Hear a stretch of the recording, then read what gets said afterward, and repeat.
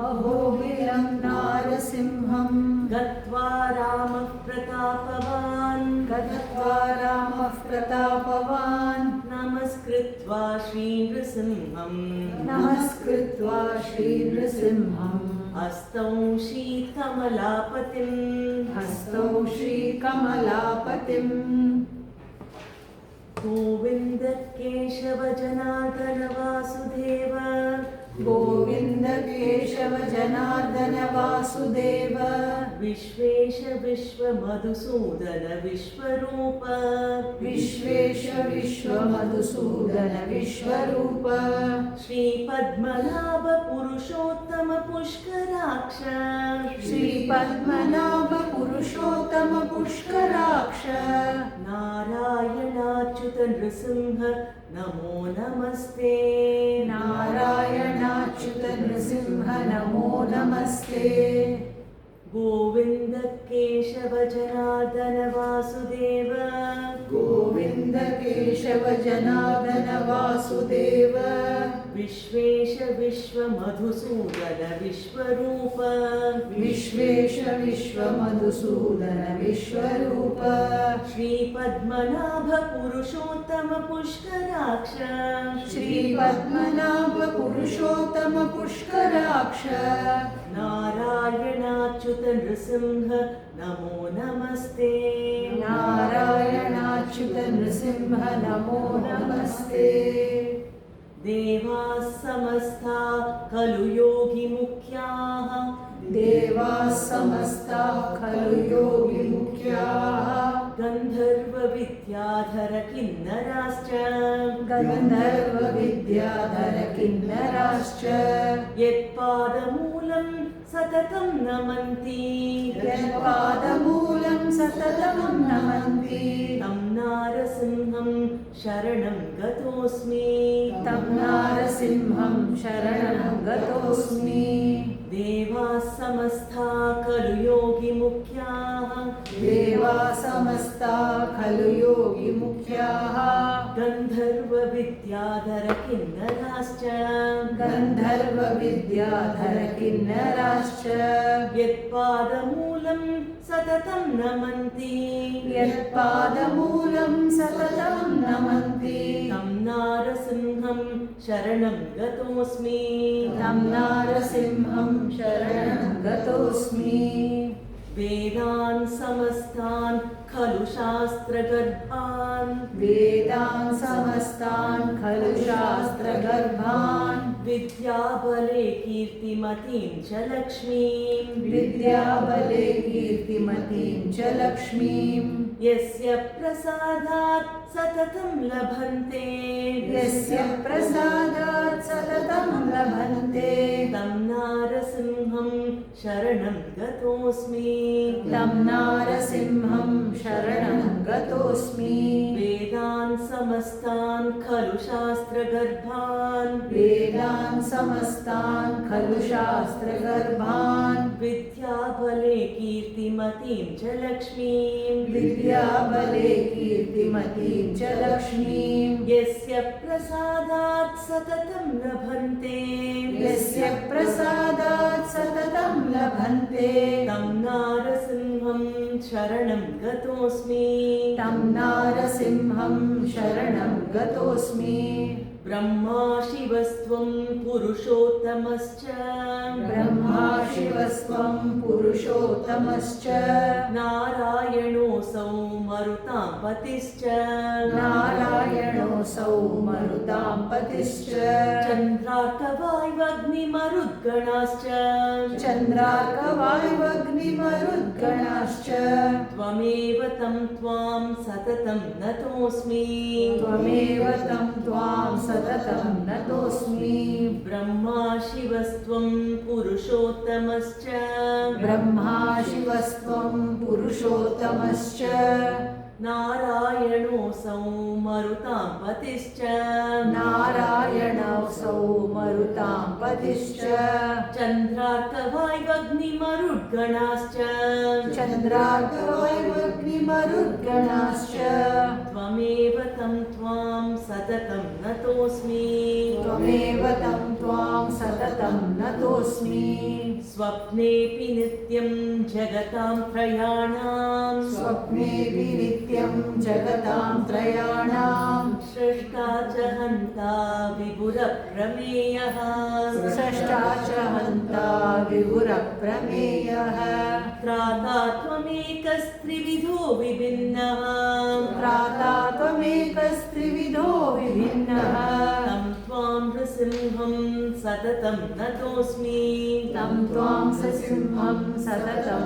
नतोऽस्मि स्वप्नेऽपि नित्यं जगतां त्रयाणां स्वप्नेऽपि नित्यं जगतां त्रयाणां स्रष्टा च हन्ता विभुरप्रमेयः स्रष्टा च हन्ता विभुरप्रमेयः त्राता त्वमेकस्त्रिविधो विभिन्नः त्राता त्वमेकस्त्रिविधो विभिन्नः तं त्वां नृसिंहं सततं नतोऽस्मि तं त्वां नृसिंहं सततं नतोऽस्मि इति स्तुत्वा रघुश्रेष्ठः इति स्तुत्वा रघुश्रेष्ठः पूजयामास तं विभुं पूजयामास तं विभुं पुष्पवृष्टिः पपाताशु पुष्पवृष्टिः पपाताशु तस्य देवस्य मूर्धनि तस्य देवस्य मूर्धनि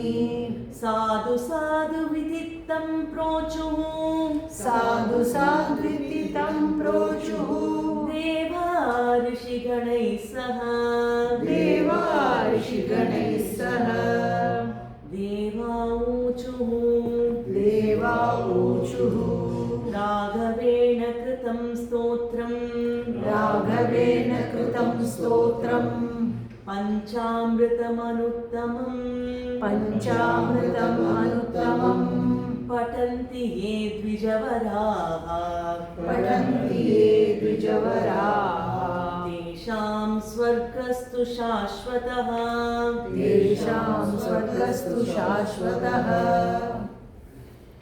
So now, this is the Panchamrita Stotram. We learned the meanings of that in the previous session, the last Friday.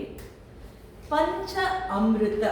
Amrita, all of us know, it is the divine nectar. Amritam, Mritam, abdina, we can die. Amritam, something which is going to give us eternity. That is Amritam. Pancha Amritam means the 5 things which contribute to that Amrita, the divine nectar. Panchamritam Anuttamam, something which surpasses the Pancha Amrita. So usually when we go to temples, they give us something like Panchamrita. So they add all healthy things, good things, divine things to give us a combination of Panchamrita. What is that Panchamritam? It has milk, curd, ghee, honey and sugar. All these 5 things are combined and we get this beautiful prasadam of Panchamrita. Now there are 5 things in this stotra we just learnt. Because what Bhagavan Rama did was offer 5 slokas. What we learnt after that, the 2 extra slokas are about what happened after that. All the Pushpa Vrishti, everything happened after that. So that is not part of what Bhagavan recited. So we learnt iti. Iti means thus. So till that it's like within quotes. Whatever Raghavan said, whatever Bhagavan Sri Rama said. What came after that is what really happened there. After that we say Deva Uchuhu, which means all the Devas started telling after that. Right? So when we understand the situation, what happens is this 5 slokas, specifically what Bhagavan Rama recited, only those I repeated 2 times so that we get it perfectly done. Okay? So what happened during that sloka is each of that sloka was for a purpose. So what happened in that first sloka? He said Govinda, Keshava, Janardana, Vasudeva, right? All the names telling us the exact identity of who is this Bhagavan Narasimha. So he said, you are Narayana, you are Vasudeva, you are the Vishwa itself. Everything was mentioned. So the identity of Bhagavan was mentioned. After that, who all worship Bhagavan? So if you are that great, the ultimate Bhagavan, who are the other people who are worshipping you? He said, Deva, Kinnara, all the 33 crore Devas, everybody is there, everybody is worshipping that. So I am also going to worship you, O Bhagavan. So Rama does not exclude himself as devotees of Bhagavan Narasimha. So everybody worships. So what blessings come from Bhagavan Sri Narasimha? So his grace, what all can it do? It can give us knowledge, it can give us wealth, it can give us clarity of thought, it can remove the negativities from us, everything, right? So all the blessings we get. And then it speaks about the ultimate cosmic sovereignty is on Bhagavan Narasimha. So he takes care of all the worlds. All the different prapanchas are there in him. All the Shastra Garbha is there in him. He is the authority mentioned in this Vedas. Everything is mentioned, right? So the ultimate sovereign person is Bhagavan Narasimha is mentioned.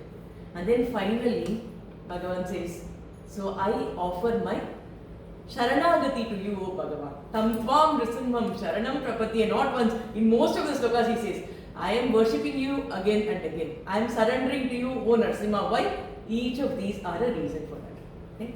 So, this Panchamrita from sloka 2 all the way to sloka 6 are these 5 amritas that we get.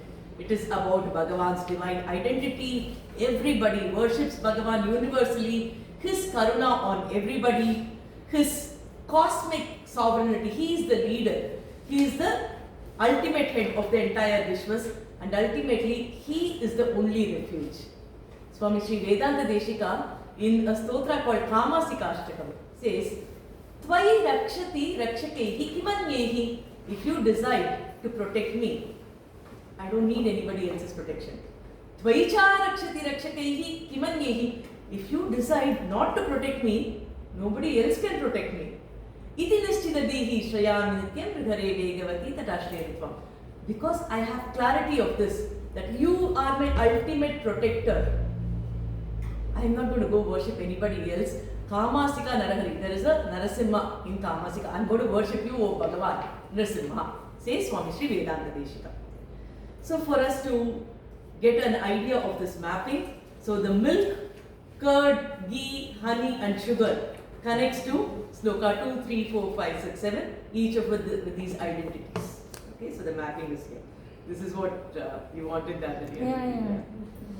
Yes. So with that background and a quick recap of the Panchamrita Stotra, there is so much more about Narasimha that we have to understand. How many of you like listening to stories? Today we will hear stories. After that we'll hear more stories and then more stories. Okay? We will be learning Sudarshanashtakam today. But prior to that, we have a lot to do about Bhagavan Sri Narasimha, Bhagavan Sudarshana, why are they together, what are some of the things. I can only do justice to some of the things, okay. So, we will see what we can learn about them today. So, there are 9 different forms of Bhagavan Sri Narasimha. We learned about one of the forms and a little about how Rukmini Devi in her letter also wrote about Bhagavan Narasimha. So, if there is something called beauty, it is Bhagavan Narasimha. How Bhagavan Narasimha saw Prahlada with such loving eyes, at the same time he was wild and his eyes was like sun god to Hiranyakashipu. He was burning Hiranyakashipu with his angry eyes while protecting Prahlada with his eyes filled with karuna. So, he is a combination of all that. He was always ready with his sandals to run out when we called him. Right? He didn't want to take time to wear his sandals. All the avatars which we appreciate, they said, in the next yuga I will come. After 10,000 years I will take an avatar. Narasimha, no. Zoom. You call and he is there. So there's no tomorrow for Bhagavan Narasimha. We learned all of this earlier. Now there are 9 forms, several different stories. We will touch on some of the stories today. And the place is called Ahobilam. What is this unique place called Ahobilam? What happened? This huge palace of Hiranyakashipu was there. And there Bhagavan instantly appeared, fulfilling all the rules, abiding by the rule book of Brahmadeva. So Brahma gave whatever Hiranyakashipu wanted, except when he used the word like I want to be immortal, that's not possible, he said. But then, all the clause which can conclude in immortality was asked by Hiranyakashipu. Brahmadeva said, granted, granted, granted, granted. Not morning, not evening, not night, granted. Neither inside nor outside, granted. Everything was granted, right? So what happened? Abiding by all these rules, Bhagavan still made an appearance there. Instantly he jumped out of the stamba. Now that place today is called as Ahobilam. That exactly the place where this avatara took, it is worshipped as Ahobilam. So when Bhagavan came out of that stamba, all the devas there were shocked, surprised. They did not know what they were feeling. On one side it was fear because of the roaring of Bhagavan, which could be heard in all the lokas above.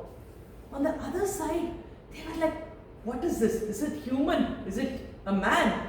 Is it Bhagavan coming in this form? From where is he coming? How did the stamba have him all the time? Was the stamba pregnant with Narasimha? All these kind of questions were coming. Fear on one side, surprise on one side, relief on the other side. A combination of emotions were happening. So what did the devas do at that point of time? They started reciting the sloka, saying, Aho Viryam, Aho Shauryam, Aho Bahu Parakrama. What do we speak about this huge form, this valor that we see? Aho Viryam, Aho Shauryam, Aho Bahu Parakrama, the shoulder, the strength that you show. Narasimha, you are this entire, Bhagavan Narasimha, Narasimha Vapushriman, Aho Bilam, Aho Balam. We cannot even explain this Balam. And this is the Kshetra Aho Bilam. So they explained the Kshetra, explained the greatness of Bhagavan, and they were filled with joy, fear, relief, combination of all these things, and there were flowers which was pouring on Bhagavan Narasimha. That place where this entire event happened, it is called as Jwala Narasimha in the Kshetram called Ahobilam. And even today if we go there, the place where Jwala happened, the same straight line, if you go on top, that stamba which broke can still be seen, which is called as Ugra Stamba. So this place is worshipped as Ahobilam Ahobhalam, where Bhagavan exhibited his Aho Viryam Aho Shauryam. Okay? So this place has 9 different forms of Bhagavan Narasimha. Okay? So the 9 forms are compiled in this one sloka.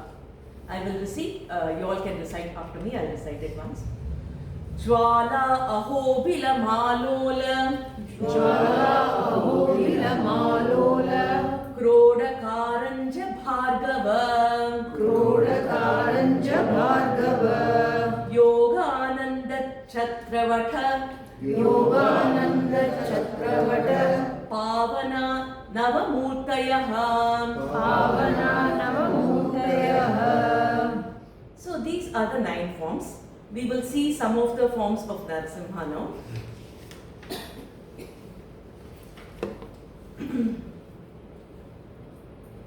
So Ugrastamba, Jwala Narasimha. What happened is Bhagavan, after showing his fierce form, so many people were like, oh my God, how I wish I had also seen that form. This is something which can never be imagined, never be visualized what happened at that time, right? So one such great devotee who wanted to see Bhagavan's darshan was Garuda. We call him Garuda Alvar, Siriya Tiruvadi, everything. So Garuda wanted to have the darshan of Bhagavan, the Ugra form. How did you get so angry? Because in the Shirabdi, in Sri Vaikunta, you are so pleasant all the time. We don't get to see an angry Bhagavan there. So Garuda wanted to have this darshan of angry Bhagavan.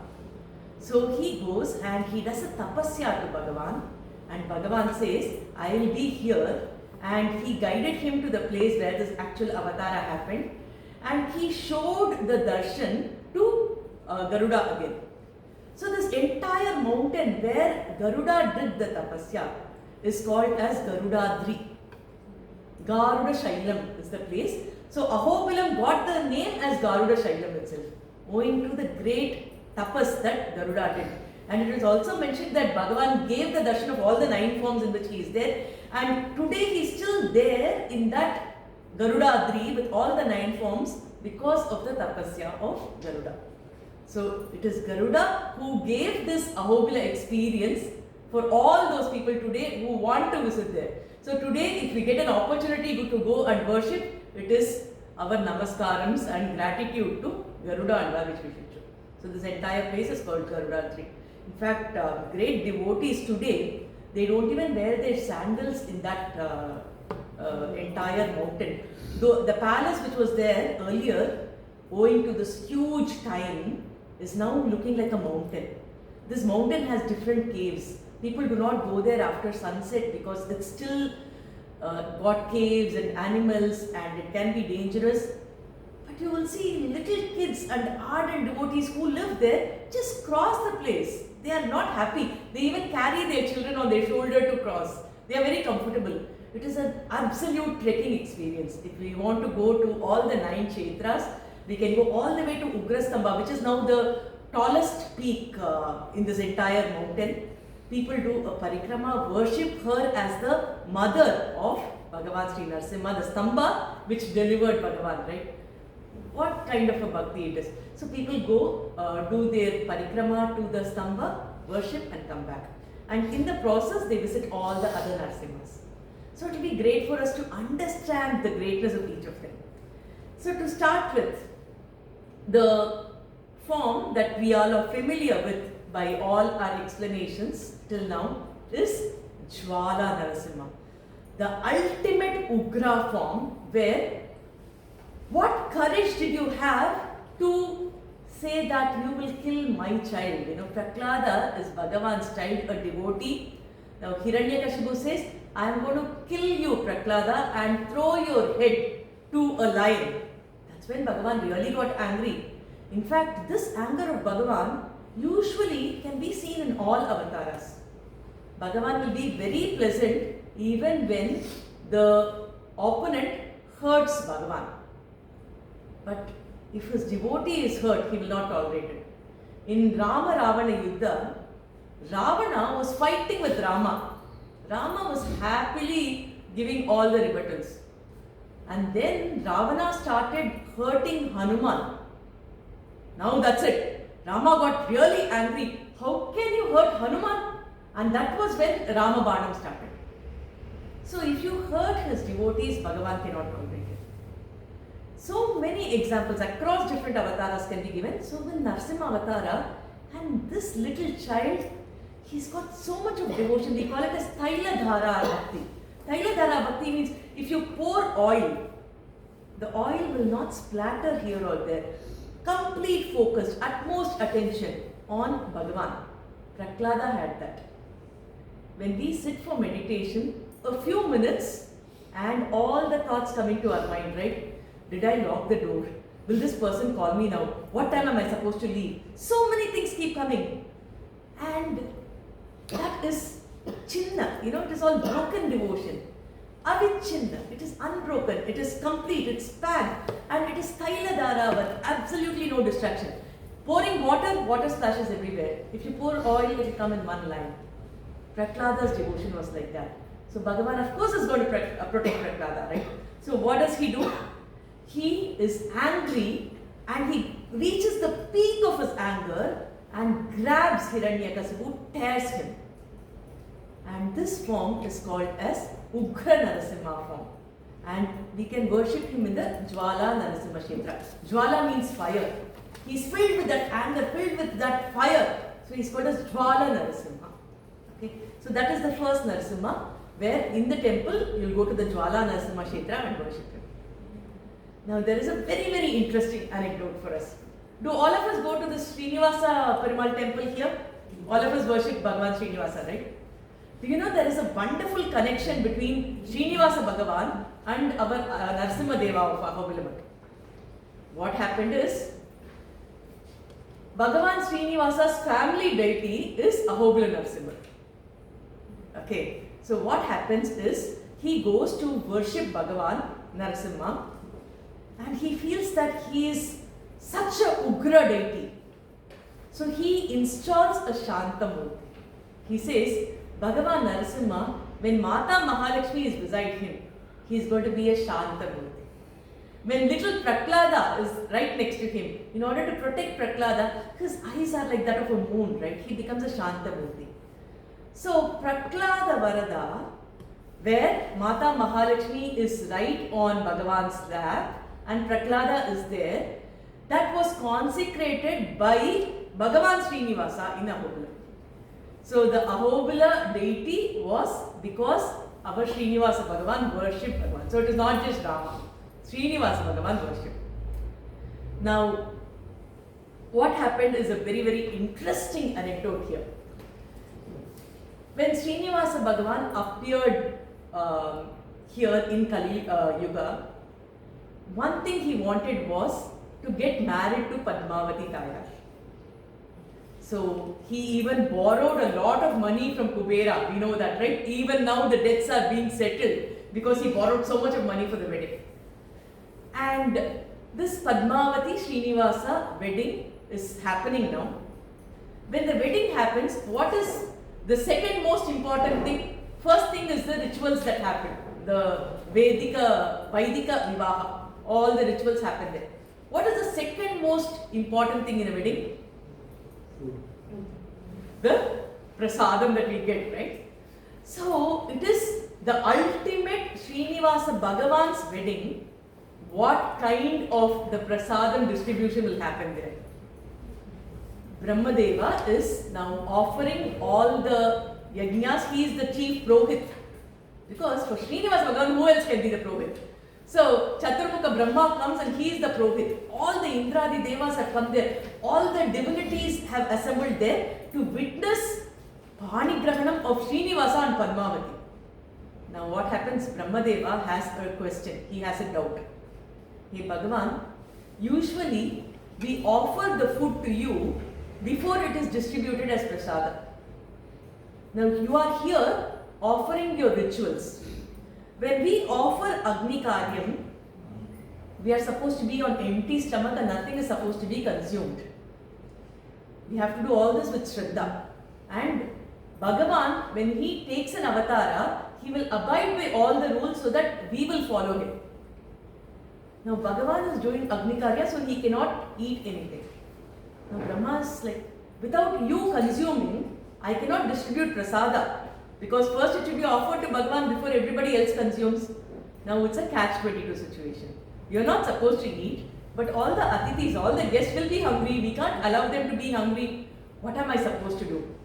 So Bhagavan Srinivasa says, don't worry. I worship Bhagavan Narasimha in Ahobilam. So you offer the food to Bhagavan of Ahobilam and then offer it to all the atithis who have come here. In the meantime, I will do all the Agni Karyam required for the wedding.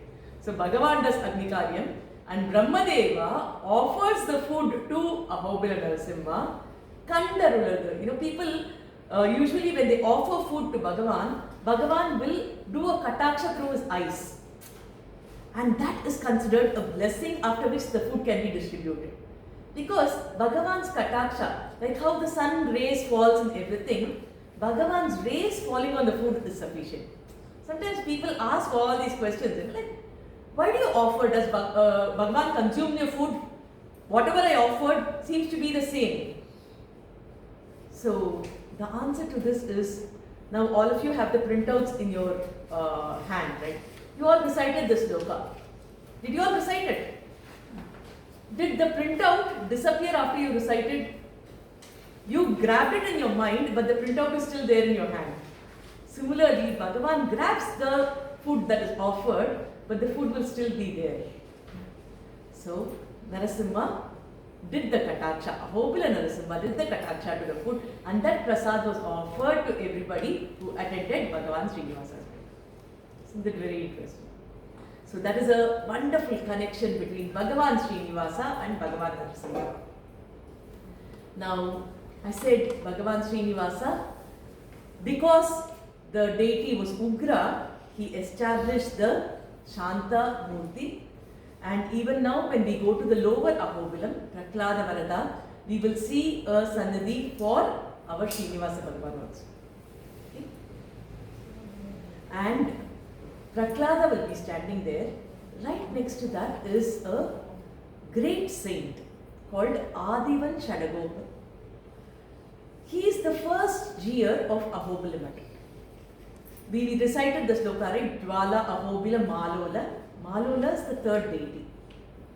What happened is that deity was in Ahobilam. The deity Ma means Mata Mahalakshmi. Lola means beloved husband. So the deity who has Mata Lakshmi right beside him, because he was very angry. Only after Prahlada and Mahalakshmi came, all his anger subsided, right? So he is in a very happy mood when he is with Mata Mahalakshmi. You should see him hugging her, like her waist. He'll be hugging her with the waist. Now, this Malola deity is the third deity of Ahobilam, and there are these 9 deities. So this great saint wanted to worship a deity, and saints are supposed to be traveling all the time. So they had to carry the deity with them. So of the 9 deities, which deity should I carry? When Adivan Chadagopan Swami was thinking like this, Malola automatically came to his hand. The third deity's Utsavan automatically came to his hand. So the sage who is standing there is Adivan Chadagopan Swami, the first Jeer of Ahobilam. Now we have the 46th Jeer who is the current Acharya. And they always carry Malolan who is travelling with them all the time. Now, if you look at Malola, the waist he will be hugging Mata Mahalakshmi. And he is the one with sandals. So if you want instant help, you know where to go. Ask Malolan, he will be there at any point of time. Now, what happened is, this entire anger of Narasimha was of course because of Hiranyakashipu, but who gave the boon to him? Brahma. So Brahmadeva is now scared, because just because he gave the boons, how many people had to undergo so much of trouble for such a long time? Only when Prahlada called Bhagavan came, right? But before that, people had to undergo so much of trauma, and all that is because Brahma granted the boon. Now, in spite of all that, Bhagavan did the vadam of Hiranyakashipu, but Brahma is scared. Will Bhagavan be angry with me? And what will I do if he is angry? So usually when we are scared, when we are panicking, even the normal things that we do, we will goof it up, right? So what happens? Brahmadeva wants to go and offer his worship to Bhagavan, but while he is going, because he is panicking, he loses his Vedas. Now Vedas fall, and Bhuma Devi retrieves the Vedas and keeps it protected in the loka below. So Bhagavan instantly takes the Rupam of Varaha, the earlier Avatara, and retrieves that Vedam for us, and he is called as Lord Narasimha. Narasimha took the form of Varaha. So that is Lord Narasimha. So his face will be that of Varaha. He will have a tail which is like the Narasimha's tail, the body like that of a human, a combination. So if you go to the Nava Narasimhas, one of the Narasimha is Varaha Narasimha. He is called as Lord. Very interesting form of Bhagavan. So, I'm just so Varaha Avatar also he saves the Vedas, isn't it? Yeah. That was when Varaha Avatar he saves the Bhumi itself. Okay. He saves the earth, puts it in the place. Now, because of this panic, when Brahma loses it, he takes the form, because going underneath and pushing it is Varaha's role, right? Okay. So he pulls up all the Vedas along with Bhuma Devi, and that form is worshipped by people as Kroda Narasimha. Kroda Narasimha. So it's a combination of Varaha and Narasimha. Now, I just wanted to share that, the Srinivasa Perumal temple was originally a Narasimha temple. That's right. That's right. Yes. Thank you. So even now, if you look at the Mula Sanadi, they still have the Murti, the Narasimha's. So we speak about a lot of devotees, and just now I was mentioning that when Ravana started hurting Hanuman, Rama was protective of Hanuman, right? So now Hanuman also has this Ekagrata Bhakti. Ekagrata means I will worship only my Rama. That kind of Nischala Bhakti. He will worship only one deity. A lot of great saints have that focused attention on particular deity. Now what happens? Hanuman is feeling a great divine presence in this location, in Ahobila Kshetra. He is pulled and he is looking for, where is my Rama? Only Rama can pull me into this kind of a divine feel. So where is my Rama? Where is my Rama? And zoom, Narasimha appears. Now Hanumanji visualizes Bhagavan means Rama. You know, Rama will have this kodanda in his hand. If he has this bow and arrow, he is like my Rama. So he has this entire feel about Rama. In fact, when moksha was granted to him, he said, I want to worship you, Rama, here. What will I do in moksha? So that is the kind of devotion which Hanuman has, that he will not look at anyone else. But now here is our Narasimha. His divinity is captivating Hanuman, but in his mind, Hanuman is like, no, this is not Rama, this is not Rama. And then it's like, hey Narasimha, that divinity is here. So, what can I do? What should I do? What am I supposed to do? Hanuman is confused.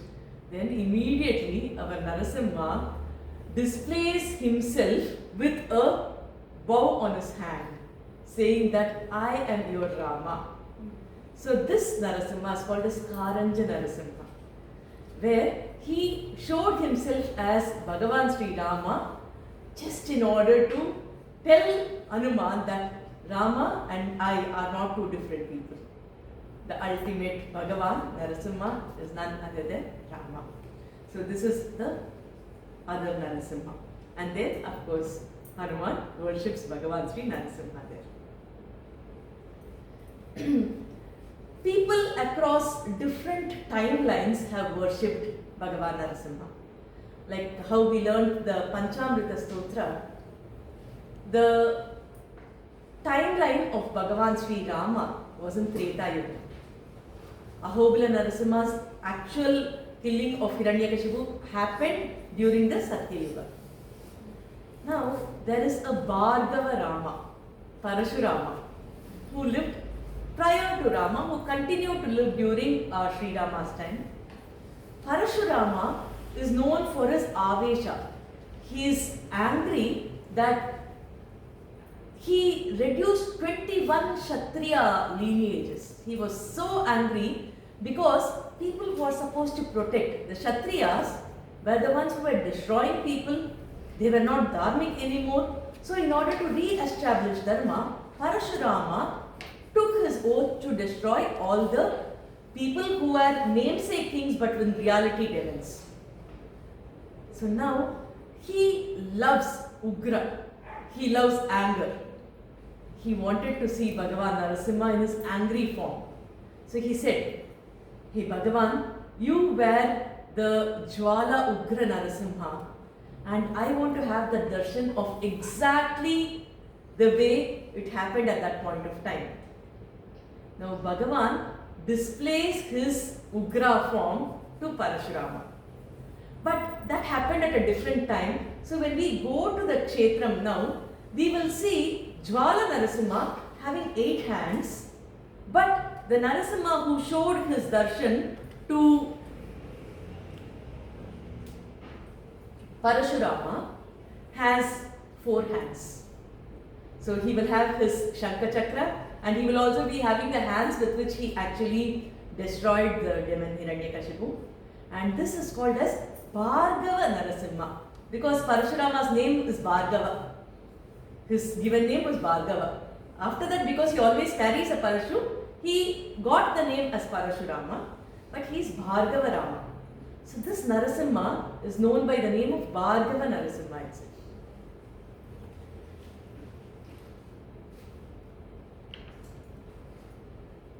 Now let's go back to the timeline where Bhagavan Narasimha has taken the avatara. He is now completed his avatara karya of destroying Hiranyakashipu, protecting Prahlada. When Bhagavan Sri Krishna came, Arjuna was in the battlefield. Bhagavan did a great thing, which is becoming the teacher of Arjuna. Krishnam Vande Jagat Gurum, we say. He became the Jagat Guru because he taught Arjuna. And today we have Bhagavad Gita because Arjuna gained this Upadesam from Bhagavan Sri Krishna. And what did our Narasimha do? The moment his avatara was done and he started relaxing, he taught a lot of things to Prahlada. So the child Prahlada, remember when he was in the womb, he gained a lot of knowledge from Narada Maharshi. But after that, he could not gain proper knowledge because all were surrounded by Asura Gurus, Asuras. Where is he going to gain the right knowledge? So Bhagavan Narasimha takes it on him to be the Acharya of Prahlada, teaches everything to Prahlada. So the place where Prahlada gained all this knowledge, if you go to Ahobilam, you can see that place also. It is called as Prahlada Maiden. And there, when we visited there, the steps there were very, very long that, in today's day we have 3 or 4 steps in between the 2 steps that you see there. The height was very high. So I was asking my guide, how come the steps are so long? Because little Prahlada is supposed to be 5 years old at that time, right? And the guide said, the height of people during the Satya Yuga is supposed to be much taller than what we are today in Kali Yuga. As the yugas change, the height of people reduces, it seems. So Prahlada could get down because he was in Satya Yuga. So though he was just a 5-year-old kid, he used to be very tall, unlike the 5-year-olds today. And this height of the maiden matches Prahlada's height at that time. So that is Prahlada maiden. So Bhagavan Narasimha taught a lot of yogas to Prahlada at that point of time. So he is called as Prahlada or Yoga Narasimha because he taught yogic postures, he taught different things to Prahlada, different yogas to Prahlada. Now Bhagavan Narasimha, most of us think he is Ugra Rupa, right? Today we are of course enjoying the different forms of Narasimha, but usually people think he is Ugra. To make people think that how did I even think this deity is Ugra, there is one form of Narasimha who listens to all the Gandharvas who sing there.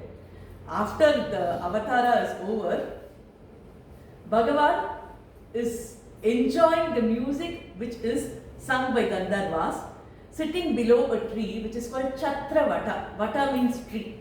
He sits below a tree, happily enjoys the music. Gandharvas are supposed to be musicians from the Devaloka. They are the best singers. And now Bhagavan is doing all the thala to the way that Gandharvas are singing. So if you go to Chatravata Narasimha, you can see the beautiful nails and he'll be literally tapping. The Vigraha will also be tapping and enjoying the music and he will be sporting a huge smile on his face. So you can enjoy that Narasimha. So when we sing, Bhagavan Narasimha enjoys it. That is Chatravata Narasimha for us. And there is another form of Narasimha who is called as Pavana. Pavana means pure. Pavana means air. When we breathe the air there, even we become pure in sense. That is that pure place, Pavana Narasimha. What happened is, when Bhagavan, after completing this avatara, was still in the angry phase, he was Ugra, roaring and then walking. That Ahobila Kshetram was a place where Mata Mahalakshmi took the avatara. There used to be a lot of hunter tribe there. So Mata Mahalakshmi became Shenju Lakshmi. She took the avatar. Usually in any avatar Bhagavan takes, Mata will also be there. So what happens when Bhagavan comes as Rama, Mata comes as Sita. When Bhagavan comes as Krishna, Mata comes as Rukmini. So many different avatars, she takes different forms. Now when Bhagavan is angry in Ahobilam, she becomes a hunter tribe lady called Shenju Lakshmi. And she comes there. So they get married there and the hunters there claim that Shenju Lakshmi belongs to their tribe. And even today when we go to Ahobilam, a lot of rituals will be practiced by the tribal people who are the hunters in that area. So they say, we belong to the daughter's tribe. And Bhagavan and Mata get married, and you can see them in the Pavana place, which is Pavana Narasimha, where Bhagavan along with Mata Mahalakshmi are there. So different forms, different stories, absolutely enjoyable Narasimha in totally different ways than we can imagine. So Jwala, he gave justice to us. Ahobila, people were awed, right? Aho Viryam, Aho Bahu Parakrama, all that was mentioned by the Devas. Malola, he is filled with so much of compassion, ready to help us then and there at that point of time. Kroda, so he brought back the Vedas, which Brahma dropped. Karanja, Rama is not different from me. I and Rama are the same. So he gave that to Hanuman. Bhargava, Bhargava is Parashurama. After killing everybody, he wanted to see, okay, Bhagavan is Ugra, so it's like a cleansing for him. Yogananda, teaching yoga, everything settles down, that yogic serenity is seen there, where he teaches Prahlada everything. Chatravata, life is not all about seriousness. Enjoy yourself, listen to music. Okay, so he's encouraging, he's putting talam, saying aha. Pavana, Pavana, he's with Mata, and tribal people worship him, totally different rituals. So he says that irrespective of how you worship, it is me, right? The ultimate sovereign Bhagavan. So on one side Devas, on one side Rama, the other side Brahma, and here the tribal people. I am there for everybody. That is Bhagavan Narasimha. So Narasimha is not Ugra, he is complete multi-dimensional for us. So the actual deities, if you go inside the cave, this is how you will be seeing them. And the deities are Swayambhu. If you go to Ahobalimat website, you can have a look at all the deities. You can go into many details of all these deities. The Malola Sayanti, which says is that Acharya, our Acharya, the 45th Acharya, who actually made that place easy for us to go and worship. So it is a huge mountain. Going there was very blissful. Kanvadarku Ariya Kovil, it's very difficult to visit is what Alvar say. But our Acharya made it relatively easy for us to go access and worship Bhagavan.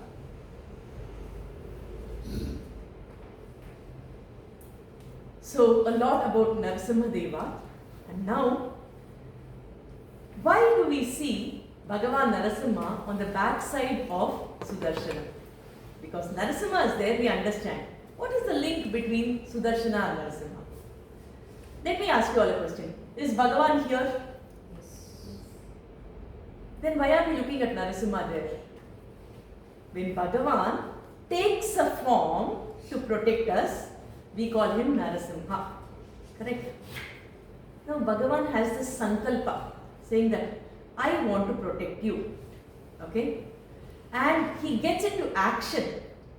That sankalpa, the implementation of what he wants, that is called Sudarshana. The sankalpa shakti, the thought, the willingness of wanting to do that action, the implementer of the thoughts of Bhagavan, which is called a sankalpa, is Sudarshana. So Bhagavan taking a form is Narasimha. Bhagavan getting into action through his sankalpa is Sudarshana. So Sudarshana and Narasimha are back and back. So let us just take some examples for us to be in the same page. Suppose we say gold is, it's like under the soil, under the earth. People dig and they find something there. Is it gold? Under the soil, they find gold, right? When they unearth, they get gold. Now they come and they make a wonderful ornament. What is this now?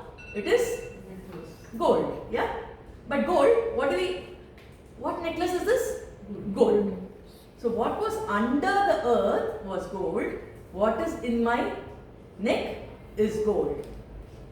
Now this gold is diluted, heated, it changes its shape, it's traded.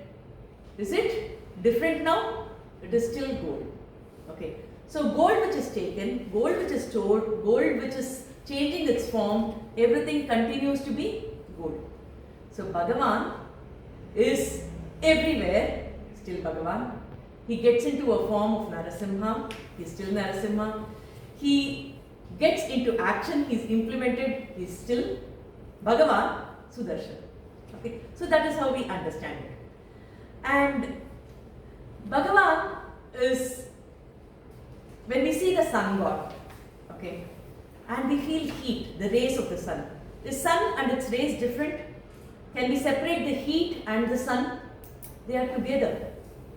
Similarly, the skin and the nail, we see two things. Can we separate it? It is all together. So people say Bhagavan Narasimha and Sudarshana are like that. They are like sun and its rays. They are like the skin and the nail. They can't be separated. Okay. So that is why we see Bhagavan Narasimha on one side and Sudarshana on the other side. Because it is the Shakti of Bhagavan, the thought, the implementation part of Bhagavan which is Sudarshana. In fact, in some rare agamic practices, you will see Bhagavan Narasimha having chakra in all his hands. Instead of having different things, usually he has Shankha, Chakra, Gada, Padma and all, right? He will be having Sudarshana Chakra in all his hands. Which means all the attributes which are done by everybody can be done by Sudarshana. What do we mean by Sudarshana? Sudarshana. Darshana means vision. Sudarshana means auspicious vision. He will show us the right direction. He will guide us in the right path. He will in the process destroy all negatives that surround us. When he destroys everything, Narasimha is going to give us that inner stability, that peace. The purpose of life is clear, we can achieve it. So they work together to help us. So we can visualize Sudarshana Bhagavan as a protective shield around us, who is going to destroy any enemies of us, help us in lifting ourselves, whether in this loka, in our career, in our life, in our work, against current enemies, or the internal enemies, giving us the path, helping us out of the samsara sagara, giving all the way to our, leading us to moksha. So in this context, very interesting story. Sudarshana, I said leads us, right, guides us. Sudarshana has also led the way to Krishna Bhagavan. He's not just a guide to us, he's been a guide to Krishna Bhagavan. When there was Bhagavan Krishna was ruling Dwaraka, and there was one Brahmin who ran to Bhagavan Krishna and he said, "Please help, please help, please help." So Bhagavan Krishna is just staring at him. Arjuna is there along with Krishna at that point of time. So what happened? Why are you panicking? Now this Brahmin says, whenever my child is delivered by my wife, I don't know what happens, the child vanishes. Now the first child she delivered, I heard the baby cry, and then when I went in, the child was not there. Second delivery, the child is vanished. Third delivery, it happened. Now was the fourth delivery. I don't want to lose my child again. Please help, do something. Now even before Bhagavan Krishna could react, Arjuna is like, you don't have to call the Dwarakadeesh to help you. I am there. I will help you. So he gives his vak. Now this Brahmin is saying, look, you are giving a vak to me. And what if you are not able to? Why don't you allow this to Krishna itself? Krishna is supposed to be responsible because I am in this place. So why are you taking over? He said, no. I will take care. What can cross my protection? Right? I will take care. So what Arjuna does? He builds one huge protection layer with all his arrows, make that place impenetrable. Now the delivery time is going to come. Even air cannot enter. Like that, he's given this protection. He's standing right there. The moment delivery happens, let me know. So he's there. Now Krishna is laughing. Why, Arjuna? Why do you want to do this? And the Brahmin is now scared. What if the child vanishes this time? Arjuna says, if the child vanishes, I will do a Agni Pravesha. I will give up my life. Krishna is like, oh my God, now what am I supposed to do? Now the delivery happens and the child vanishes. Arjuna is like, oh my god, okay, now I have to do a Agni Pravesha. Krishna says, hold on.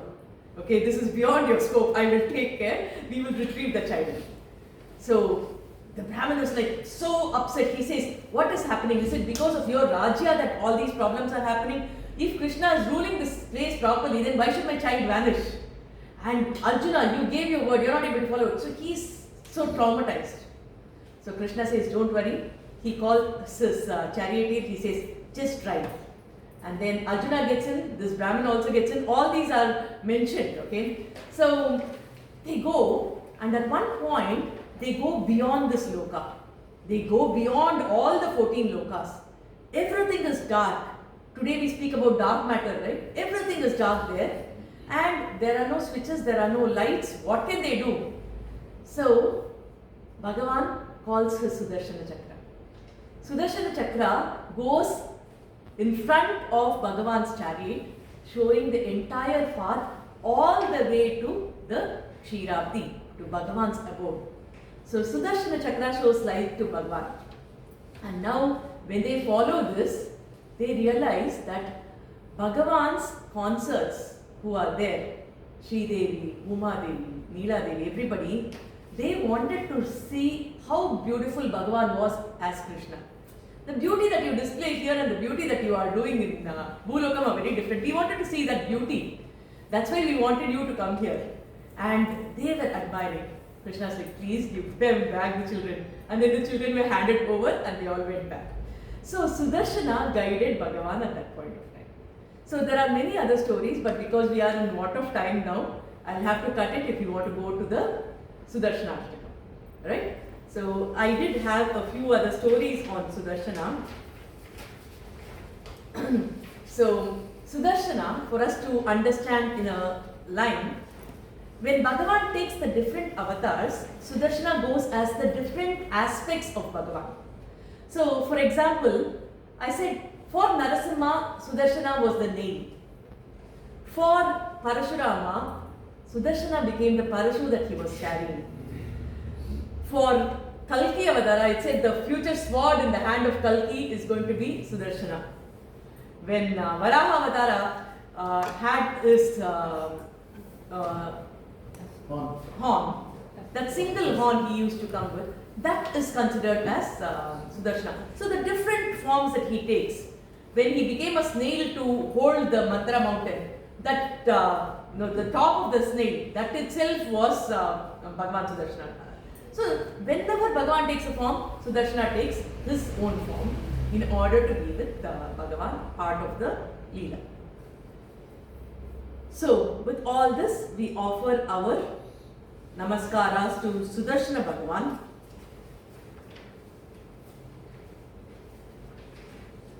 So I'll skip a few of these to go into the Sudarshana Ashtakam now.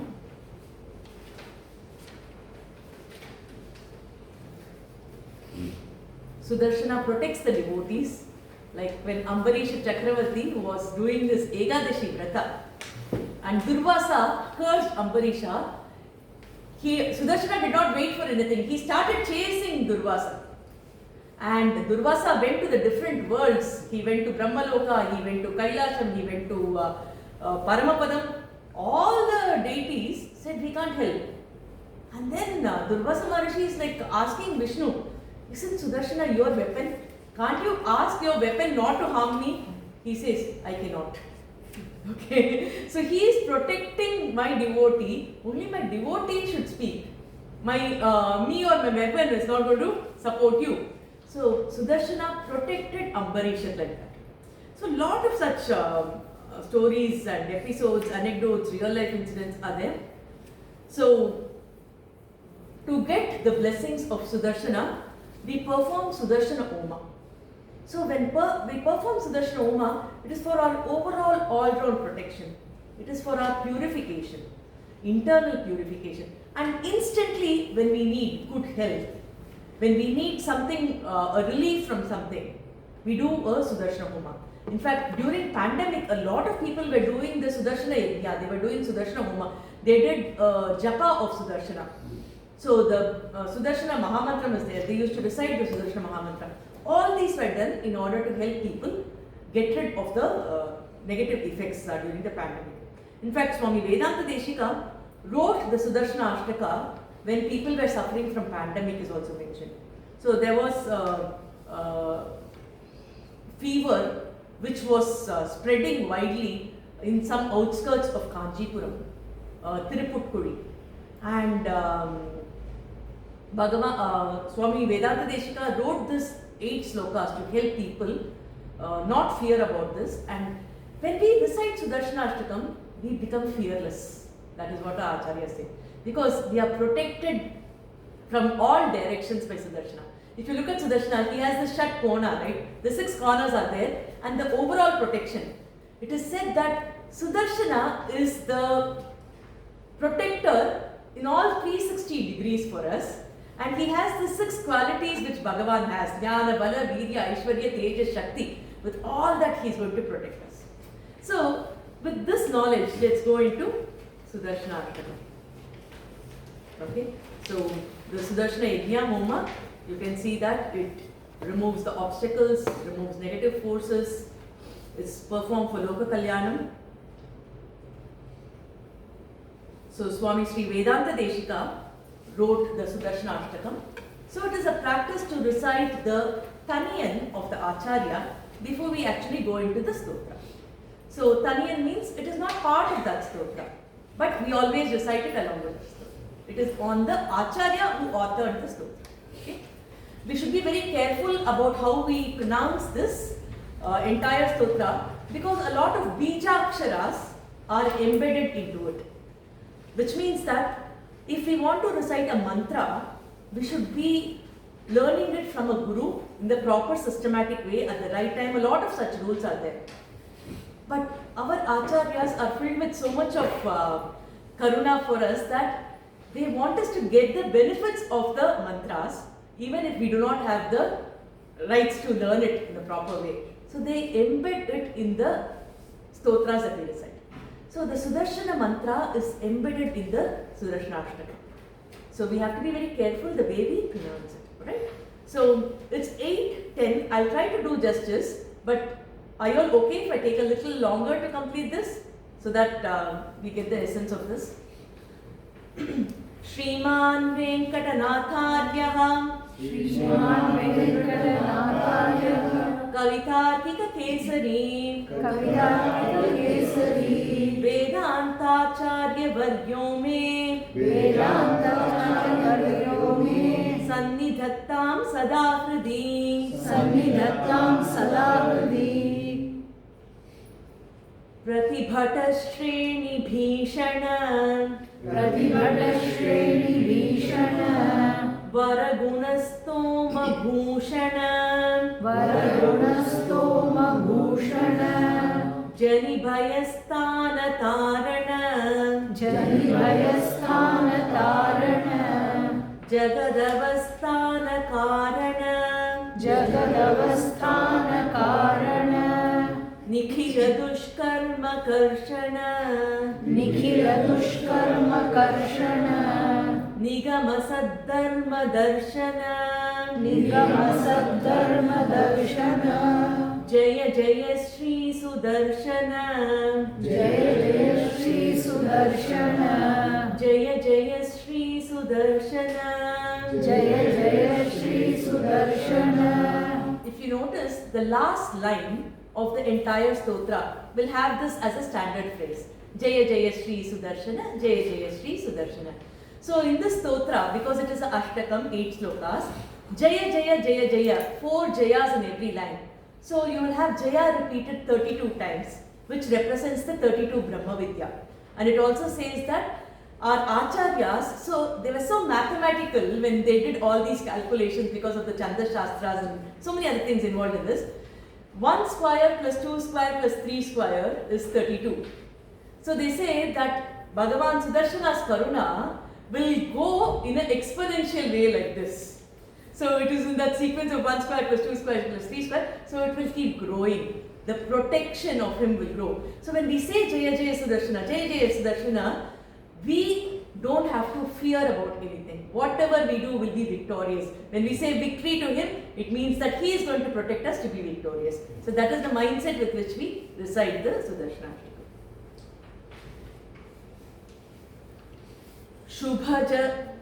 Subhajagadrupamandana Suraganatrasakhandana Shatamaka Brahma Vandita Shatapata Brahma Nandita Pratita Vidvatsa Pakshita Bhajata hi Punya Lakshita Jaya Jaya Shri Sudarshana Jaya Jaya Shri Sudarshana Sputata Dinchala Pinjara Pritutara Jwala Panjara Parigata Pratna Vigraha Patutara Prajna Durgraha Praharana Grama Mandita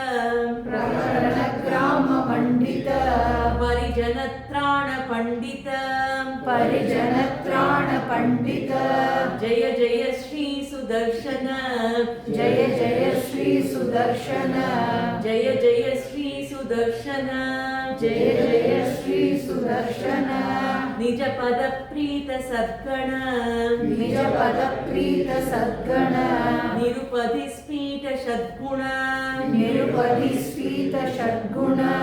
Nigama Nirvyuda Vaibhava Nija Paravyuha Vaibhava Hari Hayadveshi Dharana Harapura Plosha Karana Jaya Jaya Shri Sudarshana Jaya Jaya Shri Sudarshana Jaya Jaya Shri Sudarshana Jaya Jaya Shri Sudarshana Danuja Vistara Kartana Jalida Misra Vikartana Danuja Vidyani Kartana Bhajata Vidyani Vartana Amara Dushtasva Vikrama Samara Jushta Bramikrama Jaya Jaya Shri Sudarshana Jaya Jaya Shri Sudarshana Jaya Jaya Shri Sudarshana Jaya Jaya Shri Sudarshana Pratimukha Leeda Bandhura Vritu Mahaheti Dantura Vikatamaya Bahishkrita Vividamala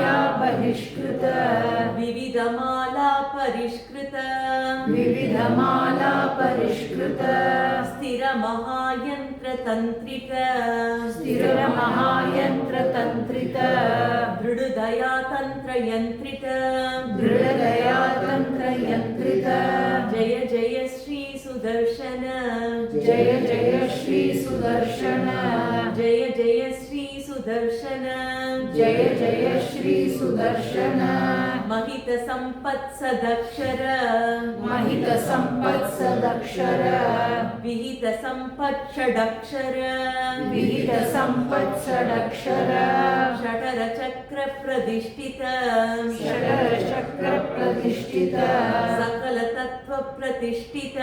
Sakala Tattva Pratishtita Vividha Sankalpa Kalpaka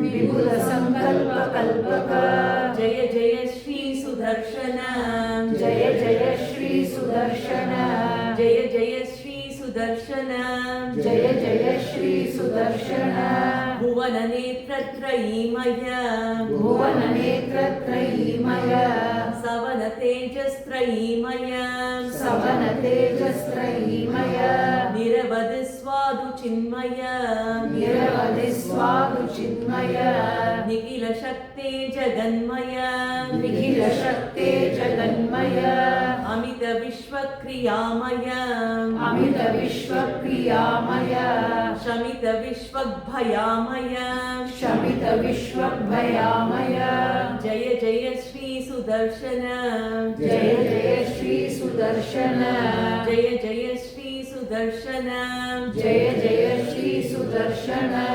द्विचतुष्कमिदं प्रभूतसारं द्विचतुष्कमिदं प्रभूतसारम् पठतां वेङ्कटनायकप्रणीतं पठतां वेङ्कटनायकप्रणीतम् विषमेऽपि मनोरथः प्रधावन् विषमेऽपि मनोरथः प्रधावन् न विहन्येत रथाङ्गदुर्यगुप्तः न विहन्येत रथाङ्गदुर्गुप्तः। कवितार्किकसिंहाय कल्याणगुणशालिने श्रीमते वेङ्कटेशाय वेदान्तगुरवे नमः. So if you read the Palastuti of this verse, it says, these 8 verses written by Swami Sri Vedanta Deshika gives us this entire essence of Sudarshana, because Sudarshana, we have a lot to understand. We've just not even touched the tip of the iceberg about it. So when we are protected by the Bhagavan's Sudarshana Chakra, any situation is not a complicated situation. So if we think we are having a situation, how are we going to handle this tough situation? Sudarshana is the answer for it. Sudarshana. He will show us the right path, he will lead us in the right direction. All we have to do is just follow his footsteps and we will know where we have to go. So Sudarshana is the person who is the implementation sankalpa of Bhagavan. So it is Bhagavad Sankalpa.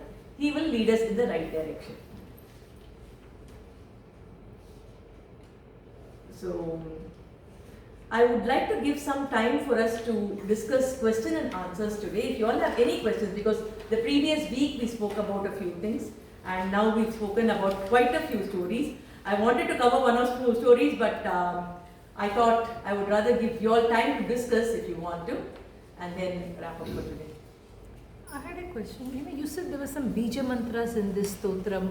How do they? Which are bija mantras? Oh, for that we should attend Kalakshepam. There are certain mantras in certain patterns. With the help of the chandas, they embed those mantras. Okay. They're not obviously there. It will not obviously be visible, but the acharyas, when we go for the explanation in the granthas or when we go to Kalakshepam with them, they will tell us here in this mantra. For example, here in the 7th sloka, there is the Sudarshana mantra of the 6 words, 6 alphabets. Okay. So it will be hidden there. So those kind of revelations will happen when we have the Kalakshepam. So, Thank you. but for us, when we recite it with proper pronunciation, we get the benefits of it. Okay. So there are no. We can just normally chant it. There are no particular rules or anything for chanting this. you can chant. Usually the way we do it is because we recite the acharya who wrote the sloka, right? We associate ourselves as the disciple of that acharya, and with his blessings we recite the sloka. And we've learned a few things about how Bhagavan Sudarshana is protecting us and what kind of the Sankalpa Shakti of Bhagavan is. So we visualize all that and then we recite the Sudarshana. Is there a specific time or to recite the same time of the day? Okay, as far as Bhagavan Narasimha is there, the ideal time to recite about Narasimha is this time, the dusk, because his avatara happened during the dusk. And today especially is Pradosha. Ekadashi. So Ekadashi was yesterday, so today morning Dwadashi happened and now it is Pradosha Kala.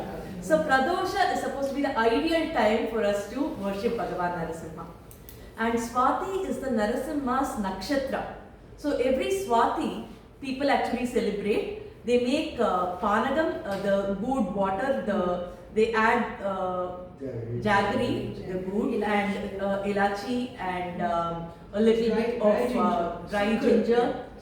lemon if required. So they add all this and offer it to Bhagavan, because Bhagavan came in the Ugra form to cool him. They offer the Panagam. We call it as Panagam.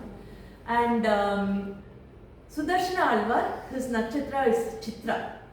So his avatara was Chitra nakshatra. In fact, Wednesday or Thursday was his Til nakshatra. His Jayanti happened. So I was telling Anuji, because we randomly planned these dates, and beautifully it happens that we learnt about the Narasimha Avatara.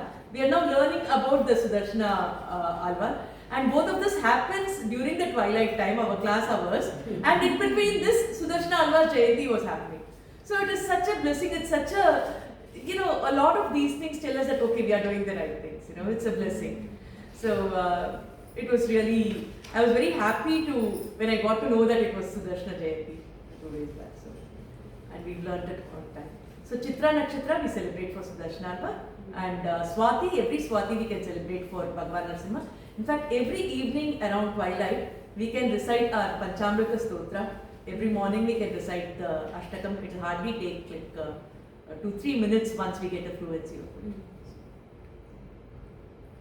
If you want to keep chanting a 2-line shloka on Lord Sudarshana, which is the best shloka to chant? The first shloka of this itself is good. The first. Pratipatashvara English, that first 2 lines are good. If you all want, I can do a voice recording and send it to you of the entire stotra, of also the Panchamrita Stotra. I can send you what you want. Is there any place of the recitation of the Panchamritam or this where you had some difficulty? I can clarify that also. I think one of the challenges of reciting a shloka like this is because there is so the pronunciation has to be really accurate, and it has to be in Sanskrit. Sanskrit. Because when you read it in Tamil, it actually it's really quite hard to do it. If you read it from Tamil, you have to put the and three. you must know the nuances and the all these things. It's really quite hard when you don't read it in Sanskrit. Learning and reciting in Sanskritam is ideal. Definitely, it's ideal. Otherwise, we have to. But do it's not always possible for everyone. So, is there something you suggest which makes it a bit easier?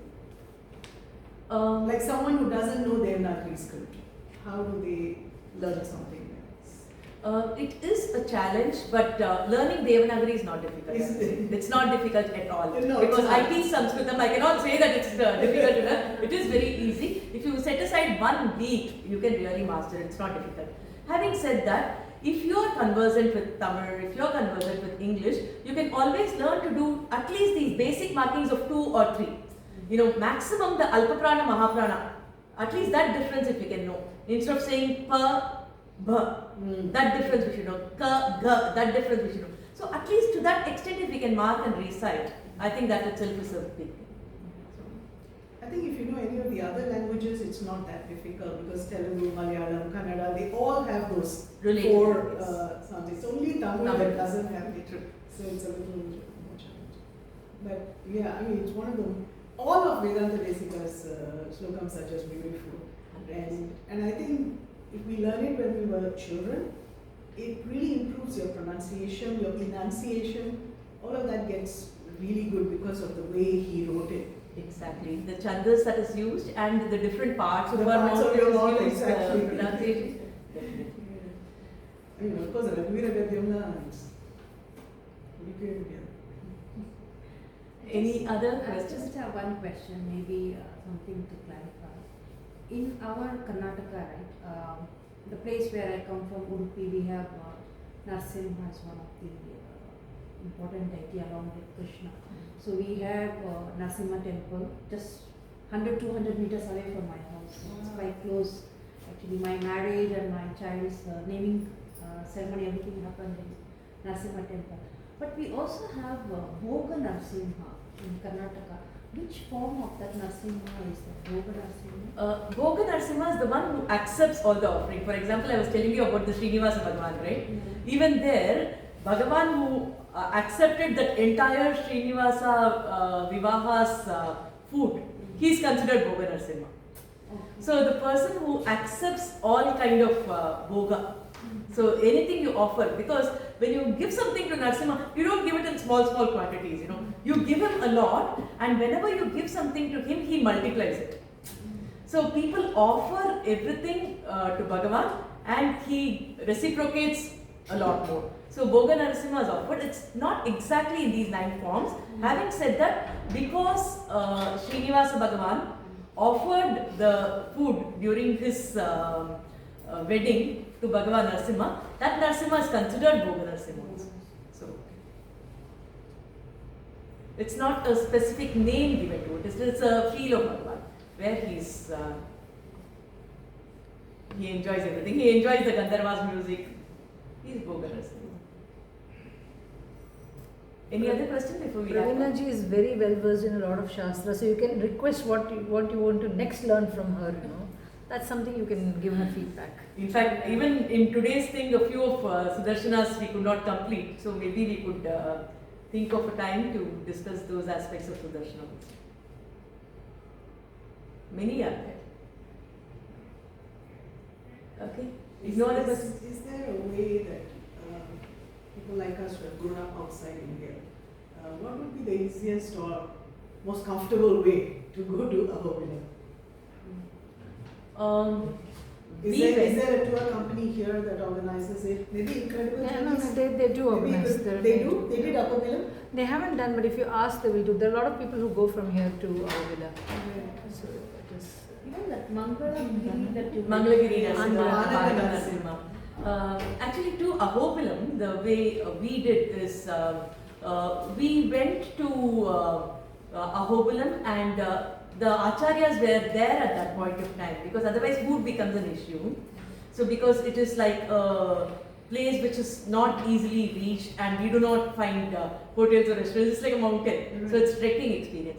So we went there when the acharyas were there, so we could have some arrangements for food and staying and everything. So we stayed in the Ahobilam itself. But it is reachable. It's reachable. It's reachable. From Kadapa railway station, it's about 1 hour drive. In fact, lower Ahobilam people stay.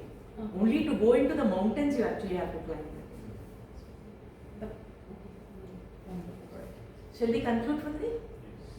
Kayena vacha manasendriyaiva buddhyatmana va pradesvabhavat karomi yadyat sakalam parasmai narayanaayati samatvayami sarvam Shri Krishnarpanastu. Any plans to conduct Bhagavad Gita class? I love Bhagavad Gita. I'm willing to run it, but I think something is going on now, right, in the center. Yeah, once again, thank you so much, Praveena ji, for this wonderful session. We were really benefited. As I was saying, I think it's one of those rare sessions when the session 2 has as many, or if not more, participants than session 1, and that shows how much you attracted us to these deities and this. Well, I just want to open up appreciation. Please do keep coming to the session. Okay, thank you all so much for coming on a Friday evening. We have many such sessions coming up. For example, on July 11th, we have a 3-week session on Hanuman Chalisa, how to chant. So please, anyone who doesn't know, please bring them along. And July 19th, we are going to start an online teaching session on Abhirami Andali. This is a Tamil prayer on the goddess. It's one of the important Shakta texts, in Tamil. So please do come. And then July 29th, we have a session on Kannappar Nayanar. If you know Kannappar Nayanar, his bhakti. It's on Shiva. So please do come and benefit from all that. And then there is also, we have a WhatsApp group which you can join, and that's there, the link is there. And please do participate in all our events. And thank you so much. We'll just say the closing prayer.